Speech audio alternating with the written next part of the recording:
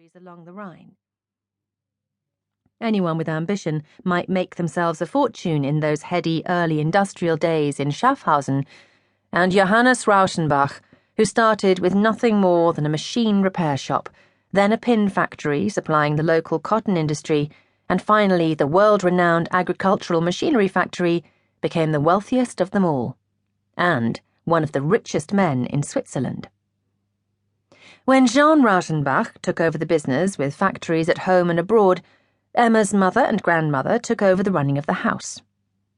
Großmutter Barbara lived in rooms upstairs and liked to sit in a fauteuil by the window overlooking the Rhine, reading her Gazette with her lorgnon, wearing a large bonnet with ribbons, and surrounded by her collection of dolls, kept in a large old wall bed, and which the girls were sometimes allowed to play with.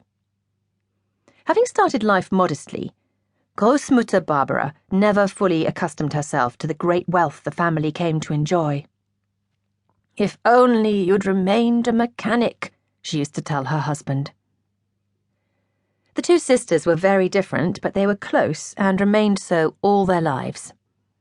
Emma could spend hours on her own, reading, writing, thinking. Marguerite was less the thinker, more the sporty, outward-going type, and moodier. Both sisters played the piano well, but Marguerite liked to sing too, and play act, and she swam in the Rhine in all weathers, right into old age.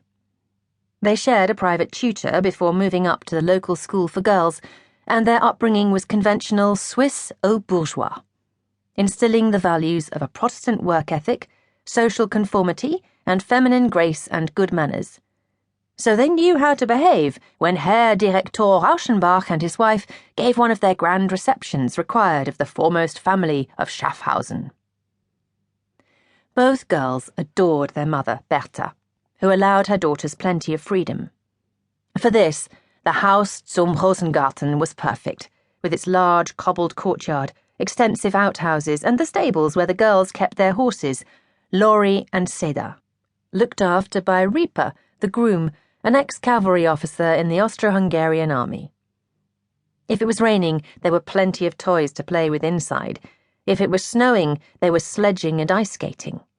If it was one of those heat-wave summers, there was swimming in the Rhine, and all year round, Rieper took them out riding to villages and castles and other local landmarks. The question of Carl and Emma's first meeting is a moot one.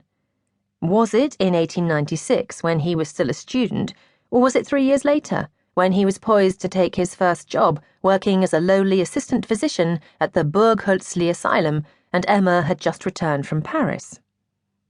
If it was in 1896, then it was at the Haus zum Rosengarten, and it was an event hardly even remembered by Emma. But if it was in 1899, it was at Ölberg, the Mount of Olives, an ancient property like a small castle, square and thick-walled, with its own medieval chapel, the St. Wolfgangskapelle, high on the slopes overlooking Schaffhausen, with a drive so long and steep you could not see from one end to the other. The family had spent every summer there since the girls were small. But by 1899, Jean Rauschenbach had decided to sell the Haus zum Rosengarten and make Ölberg their family home, replacing the beautiful little castle with a Jugendstil mansion, a vast stone pile in the heavily ornate style of the time, with turrets and gables and oriels, high-ceilinged reception rooms, and a grand stairway leading up to a wide landing with bedrooms and bathrooms off.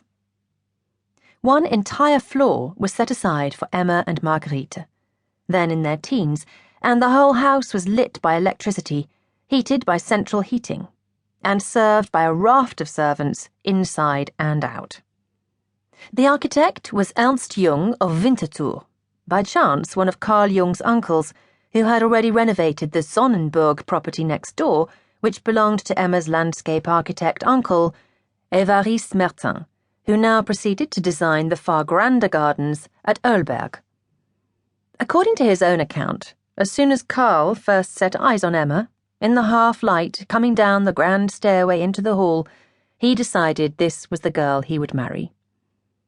If it was 1899, then Emma would have been 17, just back from Paris, more self-assured than before, but still shy and retiring, poised on the edge of adolescence.